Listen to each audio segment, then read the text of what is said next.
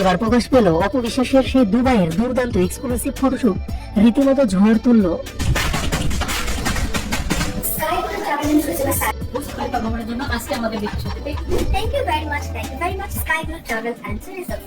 এত গত ঈদের আগে অপু বিশ্বাস গিয়েছিলেন দুবাইয়ে। সেখানে গিয়ে বিদেশি মডেলদের সাথে র্যাম্পে হাঁটেন।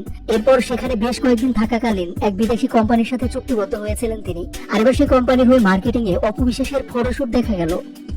ভাইরাল ভিডিওটিতে দেখা গেল দুবাইয়ের একের পর এক সুন্দর জায়গায় অপু বিশ্বাসকে। পরনে সাদা রঙের পোশাক, কখনো বা দুবাইয়ের বুর্জ খলিফায় অপু বিশ্বাস, আবার কখনো বা সুন্দর মনোরম রাস্তার পাশে, আবার কখনো বা মরুভূমিতে গিয়ে উটকে খাবার দিচ্ছেন তিনি।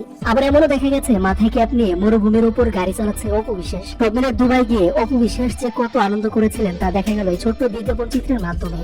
সব মিলে অপু বিশ্বাসের এমন ভিন্ন রকম ভিডিও সামাজিক যোগাযোগ মাধ্যমে দ্রুত ছড়িয়ে পড়েছে।